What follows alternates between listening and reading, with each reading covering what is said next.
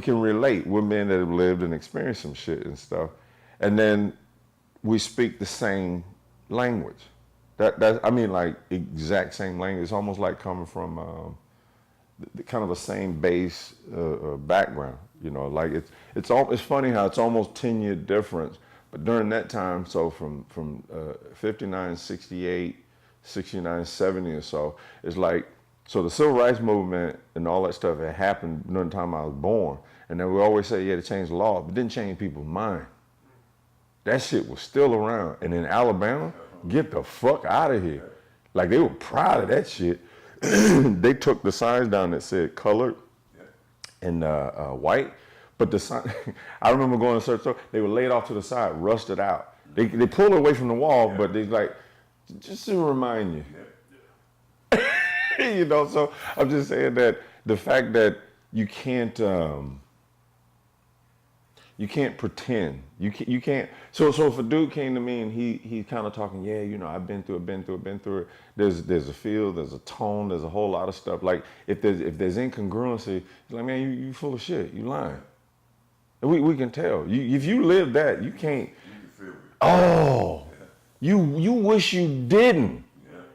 It's that bad, and that's the thing that's confusing. So anyway, you radiate it, and it's like, okay, I see. Yeah, you know, and some people, you know, I'm pretty sure like we would be at a place of people if they talked on a subject, and if there's somebody on a soapbox and like run their mouth, and everything they're saying is backward, but everybody else don't know, we look right at each other and go, the fuck? It's a fake motherfucker right here. Whoo, like, bruh.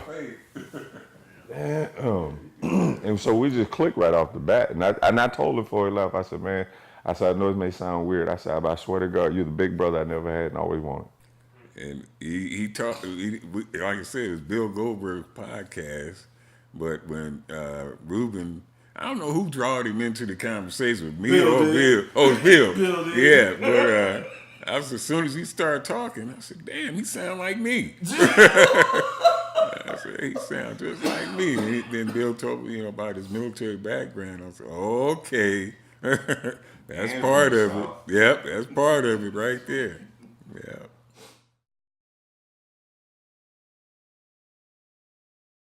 It have to start there. It has to start in the mind. I mean, before you do any action, it has to start up here. I tell people when even in physical training, before you can even do the physical part, you got to have a made up mind. People say, I just can't diet, CT. I just can't diet. There's no way I can diet, and that's because not just the outside is fat. They got a fat fucking brain. The brain is fat. You got to train the brain first. I always tell them, train the brain first. Get that in line, because I don't care how good your diet is and how wonderful and how well it works. If you don't stick to that motherfucker, it ain't gonna work. It ain't no good. Right. So you got to train this here first. Right. Now let little brother finish it up. I mean, it's true. Just mentality. But the motivation and the drive got to be there, and it's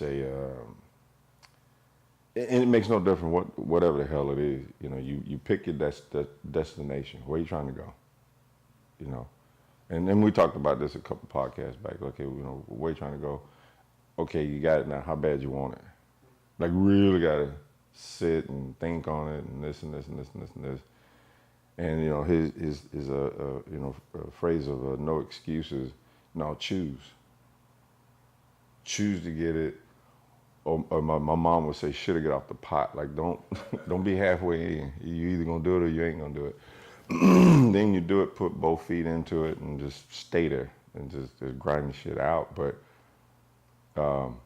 he is right. Like, it's harder mentally than the physical, because once the mental is made up, the physical just fall right in line.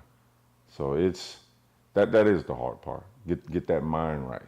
Get that mind right, and then more podcasts back. Like I said, that the fact that there's so much work got to be put into it, that's a deterrent with most people. Most people are lazy. That's the explanation. It's not an excuse. It's just an explanation. Lazy. Don't want to put that word. It's almost like when I'm teaching class and someone wanted like they like to see how I move and this and that. And I'm like, do you know how many million times I've done this shit though? Like, god damn, And I'm like, so what? You think I'm gonna be a wizard and come up with a wand and go bing? Okay, they'll be cool with that. Yeah, they would be. They'd be cool as shit with that. They would. You ready to get in the ring? Be like, oh fuck, yeah, that's all I got. No, you got to put those millions and millions of time in too, man. And well, you don't really want it. You like looking at it, and you fantasize and want to be what you don't really want to be. Because if you did, you'd be okay with the effort that it takes that comes with it. And that's mental. That's mind. Well, okay, let's say for those that saw the most recent fight with Crawford and Terrence Bud Crawford and what's the dude's name he fought? Benavidez? Yes. Benavidez. Okay. I've tried because I'm in this thing 24/7, so I see through the dirt. I catch the crumbs. I see things that a lot of people miss. The one thing I wanted to capture, but I couldn't do it fast enough with my damn phone camera or whatever, was the look on Bud's face just before. And it's the same look he has every time right before it's like go time. Like he goofy, happy-go-lucky, he'll talk shit, whatever, just friendly fuck, smiling and whatnot. But then when it's time, all of a sudden it goes, shoom. It's like a Walking Dead look on his face. And I've always said, I remember back when I can't remember who he fought way back when he just, because nobody knew who the fuck he was. Like he beat some dude he wasn't supposed to and been beating everybody ass since. Yeah. And after the third one I watched, I said, that dude's a throwback. He hard as fuck on the inside. He's like I said, Bernard Hopkins and what's his name that I can see him, middleweight. Marvin Hagler. Like I remember Hagler said one time, some fight, he said, man, you gonna beat me, you better get that corner post and go upside my fucking head, because other than that, I'm gonna kill you. And he meant that shit. That's some mental strength. They just different. Almost like Archie Moore. Yeah, boy. Because I remember listening to him talking like some of the old grainy footage and whatnot, and he was country as shit too. He'd be like, yeah, all them, he called them, what did he call them back then? Them, I'm fitting to do this. They ain't finna do shit. Like they talk, go do. You see, they just hard. So the body athleticism pretty much the same.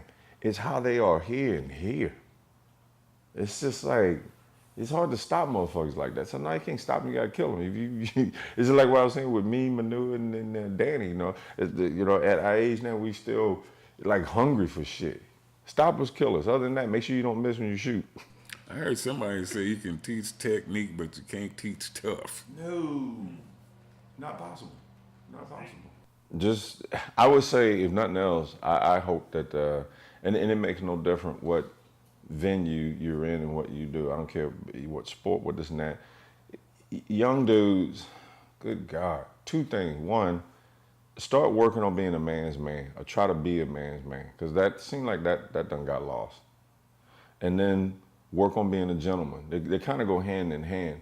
But the man's man, I want to say is, you get your hands dirty and do what the hell needs to be done. Being a gentleman, I'm kind of alluding to clean up well when you're done. You go work your ass off, but then clean up and be a gentleman about things. And this wave, I feel there's this weird ass wave that it's okay to be distasteful and disrespectful to ladies and this and that. Bullshit. Everybody got a mom, a grandma, a girlfriend, wife, sister, niece, nephew, nieces, cousins, Okay, so what? It's selective. You shit on this woman, but trying to be respectful to others. You can't have it both ways. Respect is respect. And this rampant nonsense of every discussion, every opinion is partisan is bullshit. That's a cop-out and excuse to justify indecent behavior. Straight indecent behavior. It's almost like some people's conduct is going to be given a pass, but that same conduct, it ain't going to be given to the guy across the street. Then why the fuck is it okay with, it's not. That's the point. It's like enough's enough, you know, and it's almost like, as simple as can be, you know, my dad would say, treat people the way you want to be treated. It's like, all right, motherfucker, if you're okay with treating people like that, when they treat you the same way, smile. Oh, that never happened. Then why the fuck you doing it? This is CT Fletcher, and you are listening to the Y.O.D podcast, motherfucker.